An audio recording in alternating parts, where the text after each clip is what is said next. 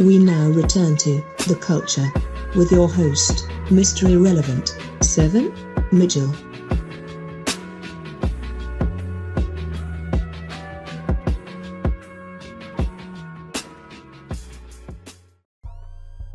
And this is the Culture T7M Radio with 7 Mitchell. Callers, y'all call up 347-989-8102. It's about to go down.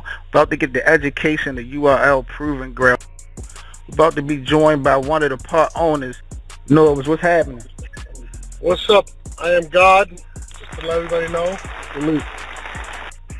I have been Bieber-fied. People that don't know, I am a big Justin Bieber fan now.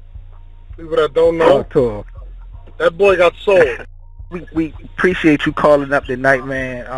Just definitely wanted to get into this got this crazy event coming down this Sunday, but I wanted to try to talk about the beginning, you know what I'm saying, of this whole Proving Ground movement and have you kind of educate us on, you know, how this idea started and really what goes into, you know, putting these dope-ass events together. So the PGs was created, like me and Beasley always go back and forth with the ideas. And smack, we always just kind of like, all right, we're gonna do this, we're gonna do that, and I'm a firm believer in your brand will only last if your future is gonna be consistent, and I believe in fresh blood.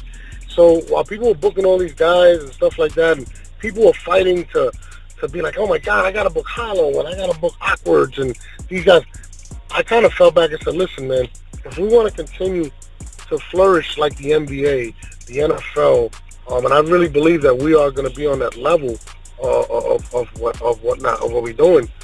You have to generate new talent, and I remember telling Bees, if we don't, we're going to go broke. We're going to go out of business because it's getting out of hand.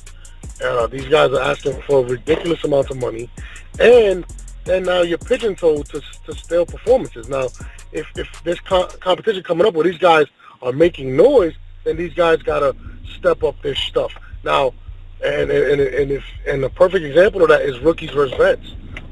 Rookies versus vets made all those vets hungry again, and then you see them go battle each other again, and it's no hunger. So that's why you need an influx of new talent, and that's where it came from. I said, listen, we're gonna create this, and then me and Beasley sat back like, well, what are we gonna call it? And I remember when Beasley was doing, these other voiceovers. He would say there's only one place where you could prove. He said one place where you could prove whatever, and he had Proving Ground in it. And I said we're going to use the Proving Ground. That's it. It's perfect. It's in the slogan, and that's where Proving Grounds came from. The idea behind the Proving Grounds was basically we are the NBA, and everybody else is college, high school, whatever, and we were going to draft these dope MCs from only the elite from everywhere, and that's basically the motto, and that was the idea of it. So, and I love new talent, and I love seeing new guys. I like making new stars. But that's really the thing. There's nothing like the URL. Nothing. I don't care what anybody says. And until you actually go through it and actually go, and that's what the program is building their profile up and basically developing and sharpening their tools. Like there's nothing like it. Even when if you guys come this Sunday to the PG event, it's gonna be a different event when you see it. It's gonna, it's basically helping them become, used to what we're doing. Like this Sunday, specifically, it's a stage. It's a nice venue. You know what I mean? Smack is gonna be in the building. Like Smack usually doesn't even come out. That's where I really sit back and analyze people. So like Smack is going to be out, so you can see how big this movement has already become. Because the big homie, he's coming out. So, that's really what the Proving Grounds is really about, man. I love doing it. I love finding new people. Sometimes I wish some of these new guys would stay on track because they'd be a lot further on in their career. But, sometimes shit happens. Well, when it comes to the artist, Norbes, can you speak on the appreciation or maybe the lack of appreciation that you may get from the artists that you guys have developed into the platform? Overall, has it been more of a positive feedback? Honestly, I think it's been 50-50 to me. I see a lot of people very Okay. unappreciative taking shots at us. Listen, and I'm not even from the PGs. I'm talking about from the smack era days. So to be honest with you, it's a 50-50 thing, and I don't know if it's an urban thing or not, but I feel like a lot of people are very unappreciative of what Smack has done for them. I'm very appreciative of what Smack has done for me. I would never, come at Smack. Me and Smack have maybe had one argument in 7 years of knowing him. Wow. But I'm grateful.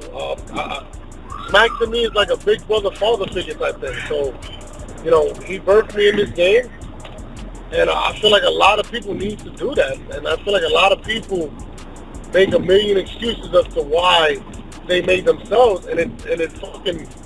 Moving forward, does the mission change for the URL? I mean, since y'all developing a lot of new talent, because are y'all looking to switch things up? How does like contracts come into play when it comes to proving ground artists? Does one coincide with another?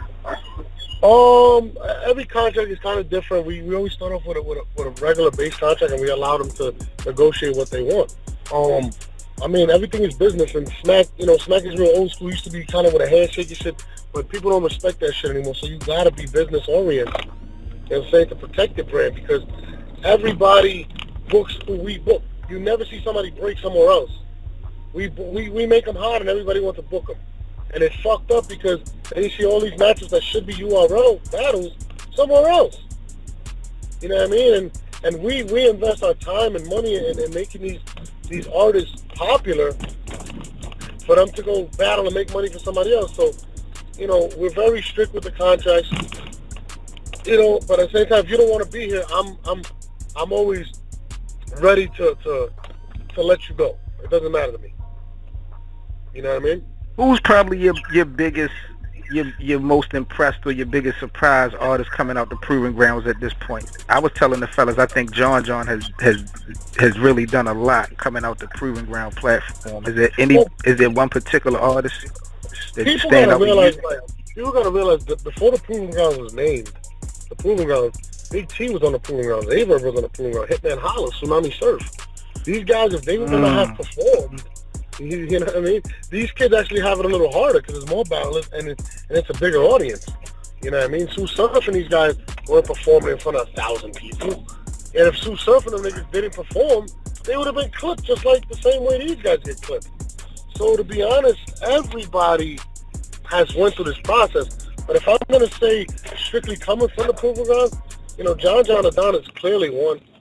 He's definitely a superstar in his own right. He's a good kid. He's very intelligent, knows what he wants to do, and he's probably the most accomplished that came out. But that also has to do with the green-eyed monster. People understanding, like my man Star would say, chasing nigga pennies. You know what I'm saying? And that ruins their brand. John John's one of the few that understood the importance of his brand. And you gotta take your hat off to somebody like John John, because John John really stood true to what we were trying to do. Even though John John took him out here a battle here and there somewhere else, but it's never been OD. John John's like a little brother to me. So like we speak about everything, man. Like what he wants to do, what his plans are, to whatever. So to me, I would definitely say John John's one of them. I think a lot of people forget to talk about Chess, what he's accomplished over a year. T-Top as well. I think T-Top has done a phenomenal job of strengthening his brand. A lot of the new kids, man. B Magic did a good job, but he's kind of, fell back, and I don't know what he's doing anymore. But I would definitely say John, definitely. Chess, See Chiller back in the mix a little bit. Yeah. I mean, Chiller kind of fell off, got his groove back on, and he knows what they want. But behind the scenes, they're trying to get back on Smack. You know what I'm saying? And that's all facts. So, Dog, that's how that works. This is the Culture T7M Radio. Callers, y'all call up 347-989-8102. We got the homie Norbes. We getting educated. The Proving Ground movement. Me and my journalist brother Jeffrey was talking off air earlier about your level of recruitment skills, your ability to recruit. Brother Jeff, you had a question for Norbes? or a comment in regards to Yeah, his recruitment? Actually, I did, brother. Actually, I did. What's up? Question to you is, you yourself know from the very beginning that you had a knack for seeking out credible talent, or did someone else see the ability in you to recognize a potential star when you see them on here? Well, Mac and Beasley were the first ones to really understand my gift, to be honest with you. I call it a gift because, I'll be honest with you, like, it sounds crazy, but they're the first ones in hip-hop to actually be able to, to actually give me the opportunity. But before that, like, I used to coach basketball and stuff, so I would coach basketball. I would be really into like drafting and all that type of shit. And my uncle, when I was a kid, before he died, he told me that. And this is gonna sound crazy, but he's like, I don't know how you do it, but you're able to, you're able to see who's gonna. My uncle was the first person to point that out to me, and I was looked at him like he was crazy. Like, what are you talking about? But I always had a knack for it, and I think the key to it is, not getting attached, and really paying attention to their strengths. And I learned that coaching basketball, to be honest with you, because sometimes you might have an athlete that may be a great shooter or a great ball handler or whatnot, and he doesn't focus on that. So you got to make him better all around. He might be a better shooter than he is a ball handler, so you work on his ball handling skills. And it's kind of similar to battle rap. And I would talk to these kids, tell them what to do, and that's really what it is. And I don't know what it is, but I just don't take it personal. And I think a lot of people take it personally because I don't take it personal. And it's you got to just have the it factor. But in terms of that, like, since I was a kid, I always did it, like, from watching NFL stuff and basketball and, like, being able to see who's going to be what. And it was always after one time seeing him. Like, our first time I seen Allen Iverson play, like, I was blown away. I was like, this kid's incredible. I haven't seen anything ever like him. He's going to be great. You know what I mean? To whatever. And I kind of took that, and I take the same approach when it comes to battle rap. Like, a lot of people might like a certain guy, and I'll see him, and I'll be like, he don't got it. He's just not a star. You know what I mean? And sometimes people are like, dude, you're bugging. And I'm just like, he's not going to make it. I'll give him a shot, and then he comes, and it's just exactly what I felt. So, to be honest with you, like, I believe everybody has a talent. You just have to be able to recognize it. And, and that was kind of my talent, is be able to evaluate shit, evaluate talent, coach. Because, in the PGs, it's kind of coaching as well. Like, you're really sitting there and you're working with these guys. You're working with these kids, and you got to, it's crazy. It's like babysitting sometimes, man. It's a pain in the fucking ass. But, if you want your brand to be strong, you just cannot allow anybody to be on it. Like, when I picked Dot, people thought I was crazy. And now everybody loves Dot. And I just, like, it's something about him. I don't know what it is. He's like a giant retard. He's like the A-Town of battle rap. Like, people want to watch him. Right. You feel me? So, I don't know, man. Like, and I'm real passionate about it. Like, I eat, sleep, shit this brand. Like, a lot of people are like, man, battle rap your whole life. Yeah, it is. It's a very large part of my life. I have no problem saying that. And, okay. a lot of people try to downplay, like, nah, this shit, you're full of shit. It's a big dream. It's a dream for people to wrestle. Like, it was a dream for me to even work with the man. So I'm never going to deny that. And, That's real shit. Yeah. Yeah, you definitely got the gift, brother. I gotta ask, back in 2012, what motivated, inspired the rooftop proving ground battles? Because they were so fire. Like, what started that? What's crazy? That was Beasley's idea. We was at the where was that? We were gonna do it in the studio, right? And then Beasley was like, hey man, I think we can shoot on the roof and look crazy. Like, and I was like, yo, that's dope, bro. Like, let's fucking do it.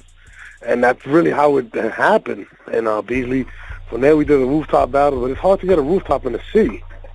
And I'm not going to front. I'm scared of heights.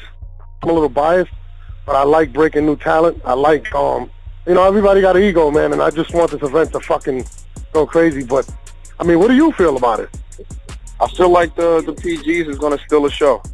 definitely going to still show that it always does. It always does. It always does. It seems like that. Like the last 3 events, the PG's always been a lot better, more energy, and more entertaining. Hey, man, that's a salute to these kids, man. So, you know, I got to salute them for even for making it happen, man. If it wasn't for them, the fucking the Avs last performance was incredible. That Av and None was nuts. We just dropped a bonus in Stats G yesterday. That was crazy. I was just watching bonus go off. Yeah, Mike P and Haitian, like, bro, we got so much. This card on Sunday's so dope, man. I'm not even gonna front. It's so crazy. And not to mention, don't forget about the ladies. Myverse and Bonnie making a debut. Yeah, that's gonna be crazy.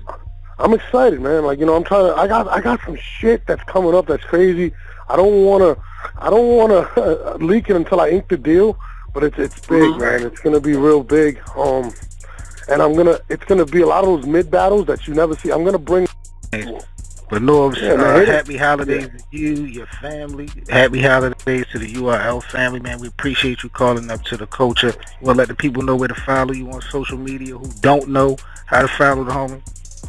Oh, man, follow me at all my Instagram, Tumblr, everything, at Streetstar, Norbe. And because of this call, you're going to see 1 million blogs, because I didn't even realize I stopped doing a lot of blogs. And now I'm going to do 1 million of them, okay? That shit. There it is, Jay. You're going to get what you asked for. Absolutely. Well, again, appreciate you calling up, Norbes, and the best of luck to the event on Sunday. Man, I hope to see you there, man. Already know. You good. Oh, real quick, but before, we're going to have a sex room at my event. So, like, not like on Saturday, but like on Sunday, we have a sex room in the back where we're going to have girls giving out lap dances. So, you think I'm lying? Huh? I will be getting a blowjob mid battle, and I'm gonna put it on my Periscope. All right.